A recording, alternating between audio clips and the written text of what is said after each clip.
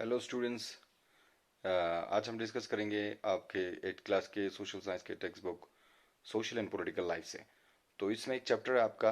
You can check it on your text book कि कौन सा चैप्टर है। You can check by yourself कि अंडरस्टैंडिंग लॉ के करेक्ट चैप्टर है। तो हम कोशिश करेंगे, इस चैप्टर को डिटेल में पढ़ेंगे। एट द एंड आप अपनी तरफ से कोशिश करना है इसके कंप्रहेंशन या इसके जो सवाल जवाब है अपनी तरफ से ध्यान से कोशिश करना है।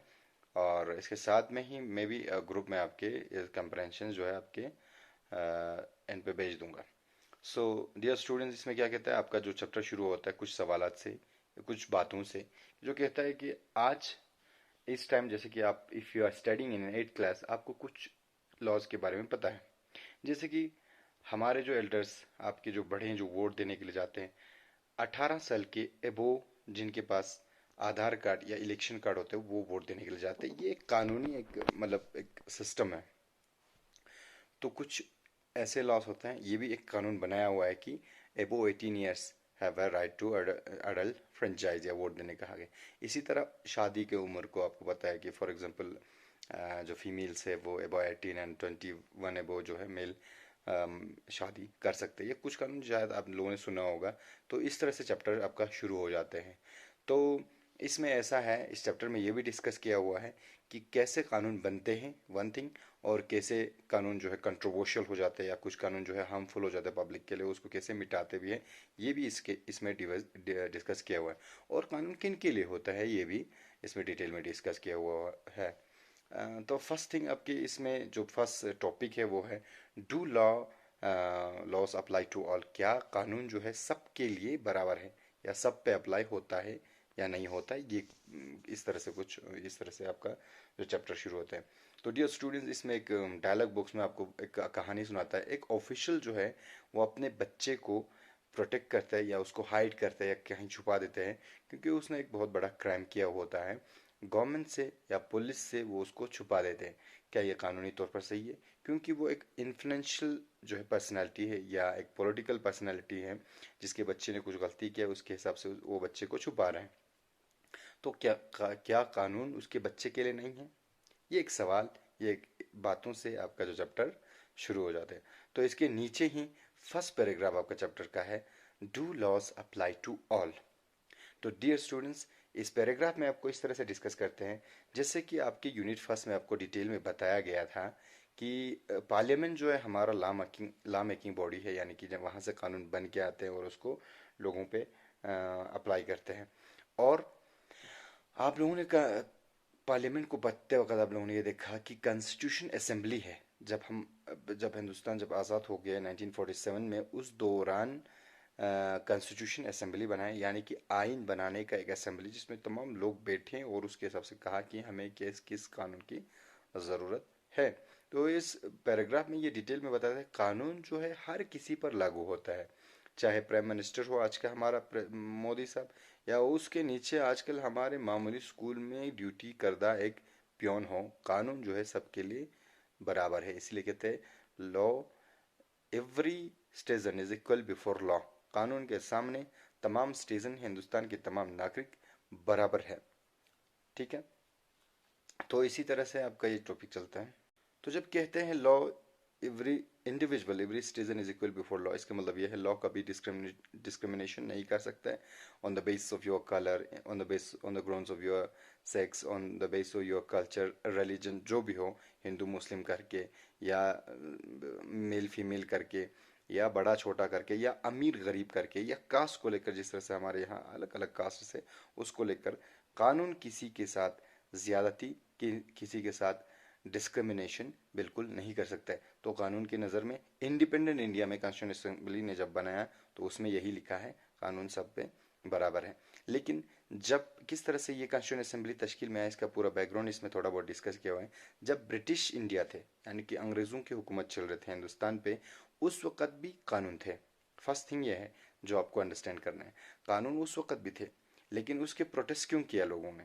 प्रोटेस्ट इसलिए किया, उसके मुखालिफ क्यों किया? क्योंकि कुछ लॉस आर्बिट्री होते हैं। जब कोई किसी के फेवर में डिस्क्रिमिनेटिव तरीके से कानून को इस्तेमाल करते हैं या अपनी पावर को या कानून को गलत तरीके से इस्तेमाल करते हैं, इस कानून को आर्बिट्री लॉ कहते हैं। तो ब्रिटिश में एक कानून था सेडिशन एक्ट जो उन्होंने पास किया था। एक्ट जो है वो कानून का हिस्सा है, ठीक है। 1870 में ब्रिटिश ने एक कानून पास किया सेडिशन एक्ट कहकर, सेडिशन एक्ट ऑफ 1870 कहकर, जिसमें कहा जो भी ब्रिटिश के खिलाफ, जो भी हिंदुस्तानी नागरिक अंग्रेज हुकूमत के या ब्रिटिश इंडिया के खिलाफ प्रोटेस्ट करेंगे उसको अरेस्ट कर सकते हैं। तो हिंदुस्तान में जितने भी हमारे फ्रीडम फाइटर्स थे, जितने भी एडवोकेट्स थे, उस ज़माने के जजेस थे, उन ज़माने के जो पढ़े लिखे, कानून के पढ़े लिखे जो नागरिक थे, उन्होंने ऐसे आर्बिट्ररी लॉज के ऑपोजिट किया। अलबत्ता कानून हमारे यहाँ भी लागू किया, लेकिन वो आर्बिट्ररी कानून जो ब्रिटिश इम्पोज कर रहे थे हिंदुस्तान पे उसके बिल्कुल मुखालिफ किया। तो हमें समझना है कि किस तरह से लॉ को प्रोटेस्ट करके मिटाया भी जा सकता है। एट द एंड हिंदुस्तान आज़ाद हो गए, और हिंदुस्तान की आज़ादी के बाद उन्होंने एक ऐसा कानून बनाया जिसमें ये रखा कि every citizen is equal before law, यानी कि तमाम नागरिक कानून के नज़र में सब बराबर हैं। तो डियर स्टूडेंट्स, तो अब देख रहे हैं जैसे कि peon president to prime minister to peon सब इक्वल बराबर है। तो लॉ जो है आहिस्ता आहिस्ता इवोल्व होता आता है, इवोल्यूशन ऑफ लॉ कहते हैं इसको। आहिस्ता आहिस्ता फॉर एग्जांपल कुछ कानून होंगे लेकिन वो लोगों के लिए हार्मफुल होगा, उसको अवॉइड किया जाएंगे, उसको प्रोटेस्ट किया जाएंगे, या उसके बारे में न्यूज़पेपर में लिखेंगे, और उसके बारे में टीवी पे आप प्रोटेस्ट करेंगे या आप मार्केट में प्रोटेस्ट करेंगे, डेमोक्रेसी में ये हक है। तो उस हार्मफुल लॉ को जितना हो सके गवर्नमेंट मिटाएंगे उसको। इसके लिए आपके चैप्टर में और सेपरेट डिस्कस किया हुआ है अनपॉपुलर एंड कंट्रोवर्शियल लॉ कहकर, उसमें डिस्कस किया, हम आगे डिस्कस करते जाएंगे। तो डियर स्टूडेंट, नीचे और एक टॉपिक है जिसमें कहा गया है कि किस तरह से लॉ बनते हैं, और इसका टाइटल है जैसे कि how do new laws come about, किस तरह से नए कानून बनते हैं। इसके लिए आपका ध्यान चाहता हूँ इस पैराग्राफ पे। कानून कैसे बनते हैं? कानून बनने के लिए हमने पहला चैप्टर जो आपका पढ़ा था स्कूल में, पार्लियामेंट। पार्लियामेंट जो है लॉ मेकिंग बॉडी है, यानी कि वहाँ से लेजिस्लेचर जो है, गवर्नमेंट का और पार्लियामेंट के बहुत सारे फंक्शन है गवर्नमेंट का, जैसे कि executive, judiciary and legislature. Legislature जो है लॉ बनाते हैं, एग्जीक्यूटिव उसको एग्जीक्यूट करते हैं, इंप्लीमेंट करते हैं, जुडिशरी उसको इंटरप्रेट करते हैं अगर कोई खराबी रह जाता है, अगर लोगों ने प्रोटेस्ट किया तो इसको फिर से वो रेक्टिफाई करते हैं, ये कानून लोगों के लिए ठीक है या नहीं है, उसके बेस पे उसको ख़त्म करते हैं या न्यू लॉस बनाते हैं, ठीक है। तो ये तो फर्स्ट बॉडी था, और एक कहानी इसमें सुना गया है आपके, वहाँ पे एक स्टोरी पूरा दिया गया है जिसमें आपको पूरा अंडरस्टैंडिंग के लिए आपको पूरा एक कहानी शो करते हैं, और फॉर्चुनेटली वो कहानी औरतों की रिगार्डिंग है, और हमारा स्कूल भी एक गवर्नमेंट मिडिल स्कूल, जो गर्ल्स मिडिल स्कूल है, तो ये आपके लिए बहुत इंपॉर्टेंट है, आप अच्छी तरह से इसको समझ पाएंगे। इस कहानी में दो औरतें जो है एक ऑर्गेनाइजेशन के लिए काम करते हैं, यानी कि वुमेन्स एम्पावरमेंट या वुमेन्स के लिए वेलफेयर के लिए काम करते हैं। तो वो लोग बात कर रहे हैं, शाजिया नाम की एक फ्रेंड है, वो कह रही है कि अभी का जो प्रेजेंट लॉ है वो औरतों की सिक्योरिटी के लिए बिल्कुल नहीं है। हमारे साथ हमारे घर बार में ज़्यादती होते हैं या सोसाइटी में ज़्यादती होते हैं, मोस्टली यहाँ पे है डोमेस्टिक वायलेंस को लेकर। डोमेस्टिक वायलेंस वो है घर में कोई किसी के साथ, किसी की बहन के साथ, किसी की माँ के साथ या किसी की बीवी के साथ मारपीट करते या ज़्यादती करते, या उनको घर से निकाल देते, या प्रॉपर्टी का जो शेयर है वो नहीं देते हैं, तो डिस्क्रिमिनेट करते हैं। तो उसके रिगार्डिंग ये लोग बात कर रहे हैं कि अभी का कानून जो है हमारे औरतों के लिए सेफ एंड सिक्योर नहीं है, तो गवर्नमेंट को इसके बारे में बोलना चाहिए। ऐसा कहकर ये कहानी जो है शुरू होता है। इसके फ्रेंड जो इसका रिप्लाई करते हैं, हाँ वैसे तो ये औरतों के लिए ही नहीं है, क्योंकि हर घर बार जो है औरतों के हिसाब से ही चलते हैं। तो एक फ्री वायलेंस फ्री घर तो सबका होना चाहिए। जब घर में ज्यादती हो रहा है, घर में औरतों के साथ मारपीट हो रहा हो, तो ये तो घर जो है सिक्योर नहीं है, अच्छा नहीं रहेगा माहौल। So this law should be changed. वो समझते हैं कानून चेंज होना चाहिए, या हमारे लिए एक नया कानून बनना चाहिए औरतों के लिए, ये एक डिस्कस कर रहे हैं, ठीक। तो एक कहानी जिसमें एक रियल यानी कि टेस्ट भी बोला रहे।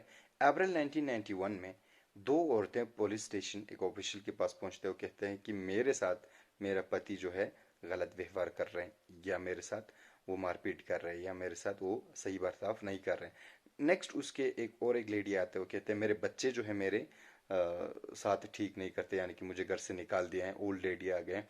तो ये कुछ वायलेंस के केसेस जो औरतों के तरफ से बहुत सारे केसेस हिंदुस्तान में आ गए। ये पिक्चर जो है, ये कहानी जो है, ये आपको ये शो कर रहे हैं ये लॉ बनने से पहले और किस तरह से कानून बनते हैं, इसका पूरा कहानी आप सुनते जाइए। लेकिन ये बिगिनिंग इसलिए कर रहे हैं कि पहले डोमेस्टिक वायलेंस का अभी जो कानून है उससे पहले क्या हुआ करते थे। फॉर एग्जांपल, उस ज़माने में अप्रैल 1991 में ऐसे केसेस आ गए, तो पुलिस स्टेशन में ऐसे केसेस आ गए। अब क्या है, इसके रिगार्डिंग एक्शन भी नहीं ले सकते। तो क्या होता है, 1990 के करीब बहुत सारे औरतें जमा हो जाते हैं, उनको एक दूसरे के साथ उनका केसेस सुन रहे हैं एक दूसरे। फॉर एग्जांपल, मेरे साथ ज्यादती हो गया, मुझे तलाक दे दिया, मुझे मारपीट किया मेरे साथ, या कोई माँ या बहन हो, माँ बुजुर्ग हो, उनको निकाल दिया घर से। तो ये वायलेंस चलते रहा। तो 1990 के दशक में बहुत सारे औरतें जमा हो गए और उन्होंने गवर्नमेंट को कहा कि एक सिविल लॉ चाहिए हमें, हमारे इस इशू को एड्रेस करने के लिए, इस इशू को सॉर्ट आउट करने के लिए हमें एक कोई ना कोई कानून चाहिए। तो इसके बाद 1999 में बहुत सारे लॉयर्स, यानी कि जो कानून के बहुत जानने वाले थे, ये तो इंडिपेंडेंट इंडिया में है, 1990 के करीब बहुत सारे लोगों ने इसको कंसिडर किया और उन्होंने मीटिंग किया।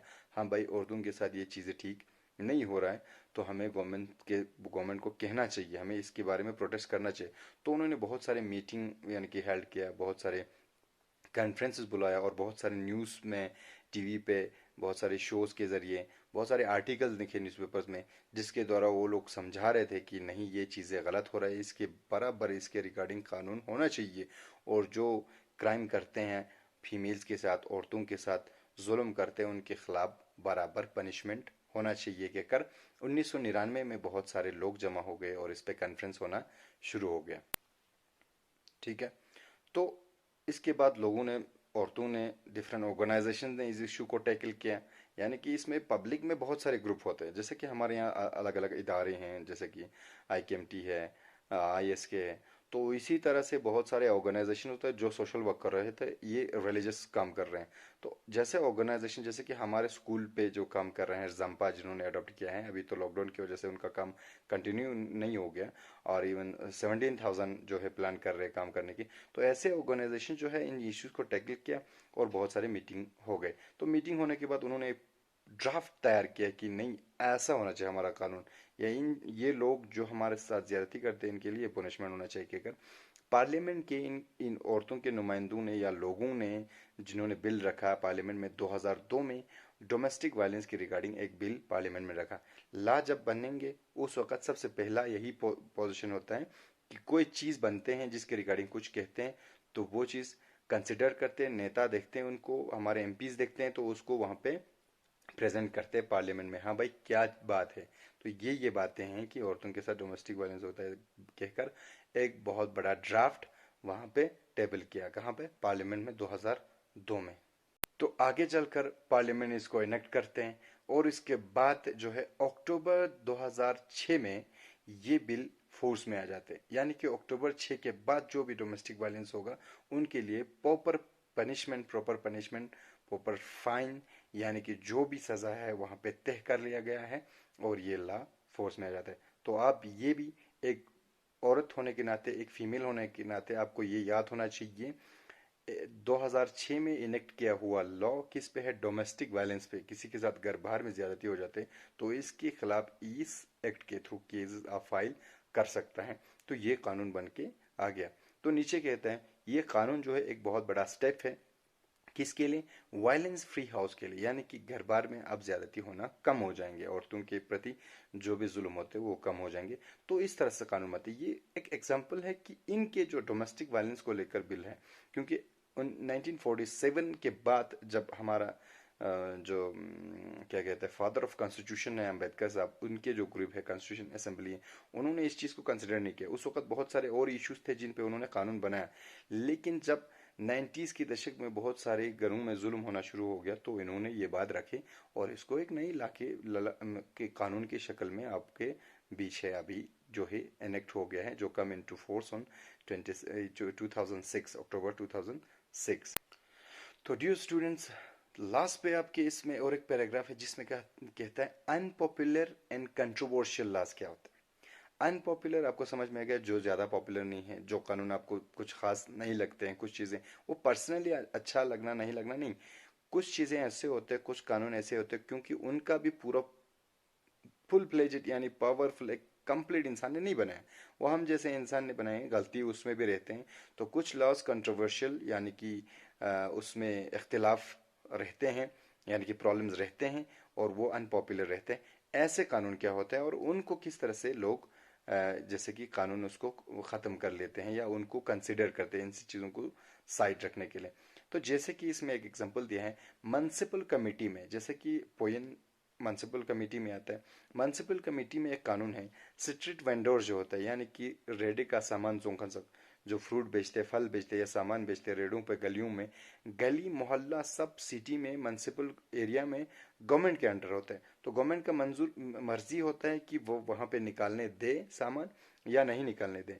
अलबत्ता ये म्युनिसिपल कमेटी में क्या है, म्युनिसिपल कॉरपोरेशन के ला में ये है कि कोई भी ऐसी जगहों को, पब्लिक प्लेस को प्राइवेट उसके लिए प्रॉफिट के लिए इस्तेमाल नहीं करेगा। यानी कि यहाँ पे रेडे से सामान नहीं बेच सकता है। जैसे कि हमारे मार्केट में आपने बहुत देखा होगा, फटिंग जोनचिक, सब्जी जोनचिक, बहुत लोग देखे हैं।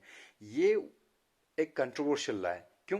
क्योंकि कानून में तो लिखा है यहाँ पे वो लोग नहीं निकालना चाहिए, लेकिन बहुत सारे लोगों का लाइवलीहुड उस पे जिंदा है। यानी कि वो घर बार को चलाते हैं, वो अपना रोजी रोटी कमाते हैं।